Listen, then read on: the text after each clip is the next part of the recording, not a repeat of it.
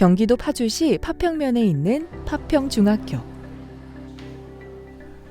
1980년 5월에 개교했으며 3학년 새학급으로 전교생이 38명인 소규모 학교이다. 파평중학교가 위치한 파평면은 개성시와 25km밖에 떨어지지 않은 파주시 북서부에 위치해 있다. 파주교육지원청은 파주 지역의 특색에 맞춘 학교 지역 연계 교육의 일환으로 인문학으로 DMZ를 보고, 듣고, 말하고, 걷다라는 주제의 학생 평화 감수성 교육을 진행했다. 파주 학생 인문학 기행단은 파주교육지원청과 함께 기획에 들어갔던 프로그램이었는데 주로 DMZ 접경 지역 내에서 생활을 하고 있는 학생들이 이제 분단에 대한 문제들이 사실은 이제 좀 오래 전에 있었던 일이라고 좀 인식되기 때문에 학생들이나 뭐 여러 사람들이 모두 좀 지금 나의 삶과는 상관없다고 느끼는 부분이 많은데 학생들에게 이제 분단이라는 게 지금 현실에도 진행되고 있는 문제고 반드시 우리가 극복해야 되는 문제임을 좀 알게 해주고자 하는 내용들이 포함되었고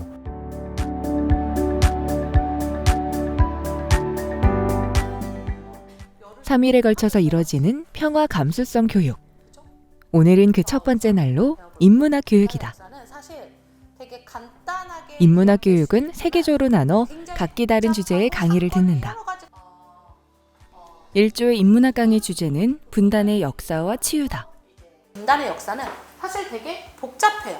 학생들은 인문학적으로 통일을 이해하고 분단을 이해하는 내용으로 수업을 받는다. 분단되는 순서로 이루어진 게 우리의 분단의 역사예요. 파주 학생 인문학 기행단의 첫 번째 교육은요.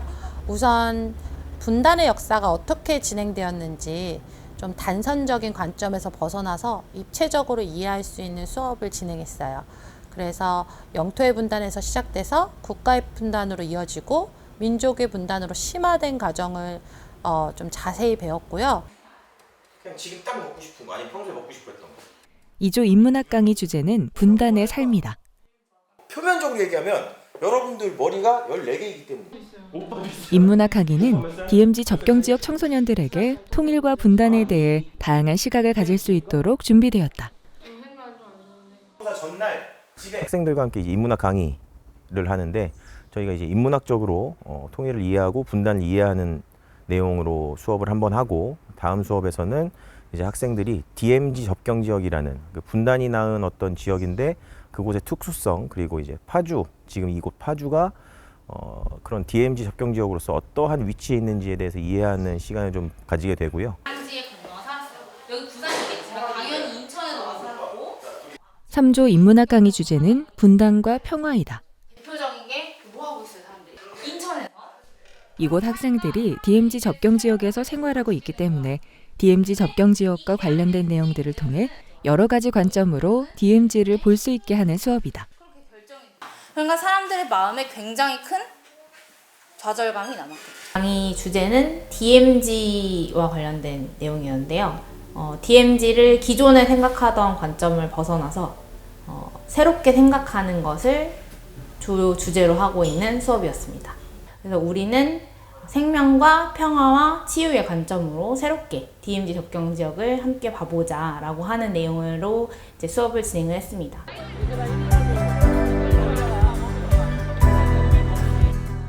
파주 인문학 기행단 이틀째. 오늘은 DMZ 접경 지역의 생태, 역사, 문화를 탐방하기 위해 현장 학습을 떠난다.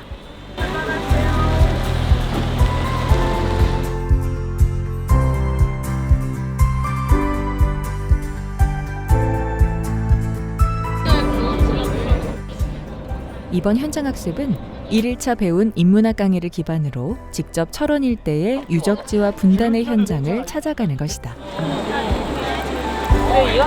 유네스코에서 지정한 세계 지질공원입니다.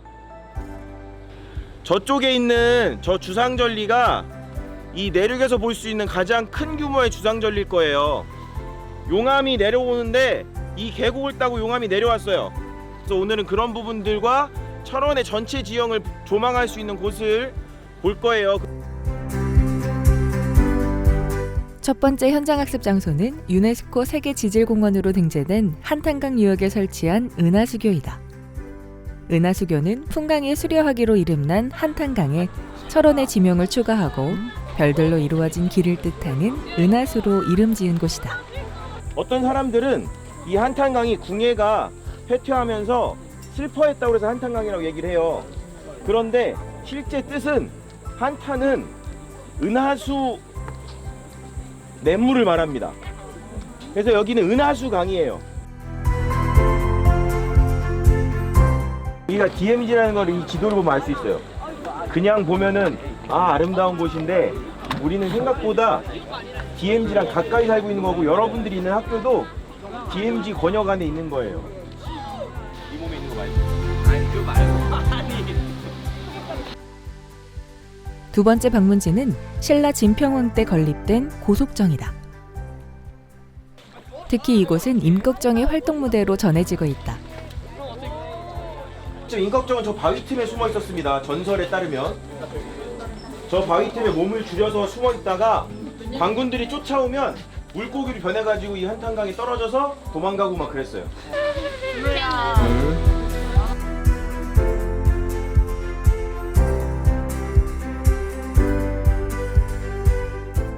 철원군 철원읍 사요리. 이곳엔 일제강점기에 주민들에게 물을 공급하던 상수도 급수탑이 있었던 수도국지가 있다. 자, 여기는 수도국지라는 곳입니다.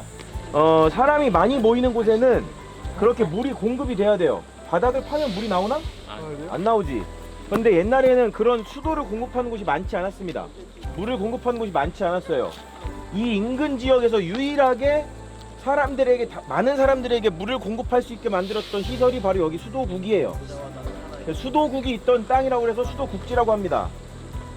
한국전쟁 때 이 물을 저장하는 곳에서 수많은 사람들이 죽었다고 합니다.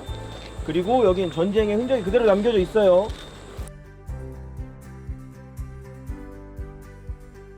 수도국지는 6.25 전쟁 당시 많은 정치범들을 총살시켰던 학살의 현장이다. 가장 치열했던 전장의 한복판에서 전쟁의 아픔을 온몸에 새긴 채 그날을 참혹했던 역사의 증언으로 남아있다.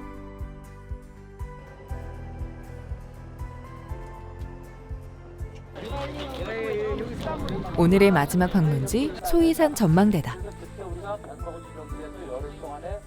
소위산은 철원 평화가 잘 조망되는 곳으로 주변은 용암지대로 둘러싸여 있다. 6.25 전쟁 이후 지뢰지대가 설치되고 민간인 출입통제선 구역 안에 있어 사람의 손길이 닿지 않아 생태계와 자연환경이 잘 보존되어 있다. 우리가 비무장지대라고 그래. 그 안에 보면 하얀 건물 하나 보이죠? 그게 우리 아군 집이야. 한국전쟁을 거치며 슬픔과 아픔의 공간으로 기억되었던 철원 DMZ 유적지. 학생들은 이번 현장학습을 통해 분단과 평화, 그리고 전쟁과 치유의 새로운 역사를 기억하게 될 것이다.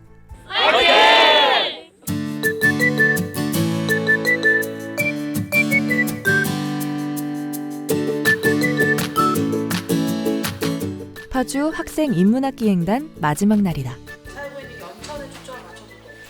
오늘은 그동안 들었던 인문학 강의와 DMZ 접경지역 답사를 통해 느꼈던 내용들을 롤링페이퍼 형식으로 기억하고 정리하는 시간이다. 한번 말해보자.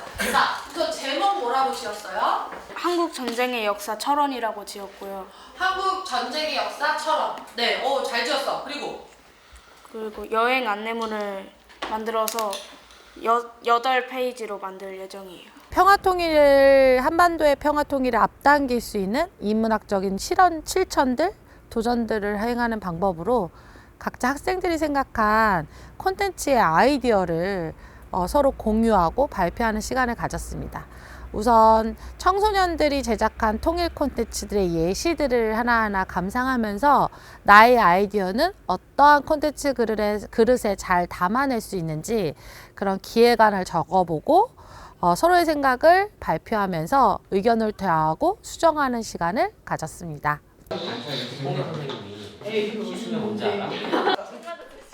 이조 강의실에서는 DMZ 답사 후 찍은 사진들을 붙이면서 사진이 어떤 장소였는지 떠올려보고 그 장소에서 각자가 느꼈던 것과 새로 배운 것들을 정리하는 수업이 진행 중이다. 이 파주 학생 인문학기행단 활동을 하면서 느낀 점이나 아니면 파주 DMZ 접경 지역에 대한 자기가 살고 있는 이 지역에 대한 소회나 이런 부분들을 좀 정리해서 여러 가지 형태의 컨텐츠로 만들어 보기로 했거든요. 그래서 그 컨텐츠를 어떤 식으로 만들지 기획에 대해서 같이 이야기하고 조금씩 구체해보고 또 어떤 방향으로 갈지 수정도 해보고 이야기 많이 나눠보는 시간을 가진 게 이번 3회차의 마지막에 주된 프로그램 내용인 것 같습니다.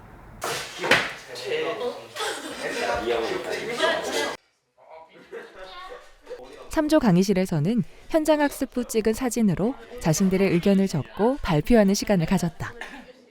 철원 일대로 공급하는 곳이었다고 하는데 여기 후기 보면은 물탱크 안에서 사람이 많이 죽었다고 들었다. 그래서 좀 많이 무서웠고 죽은 분들이 좋은 곳으로 가시길 기도했다. 네, 우선은 친구들한테 똑같은 사진을 줬는데 그거를 각자의 개성에 맞게 이제 친구들이 조별로 다른 구성을 했지만 서로 다른 스타일로 그걸 꾸며내는 거가 제일 인상적이었고요. 두 번째는 어느 곳에서 어떤 걸 느꼈는지 발표하는 시간을 가졌는데 놀랍게도 수도국지와 관련된 이야기들을 하면서 굉장히 정확하게, 비교적 정확하게 그 곳에서 어떤 일이 벌어졌고 그게 이제 전쟁과 사람들의 죽음 이런 문제랑 연결되어 있었는지를 상세하게 이야기를 해줘서 굉장히 인상 깊었습니다.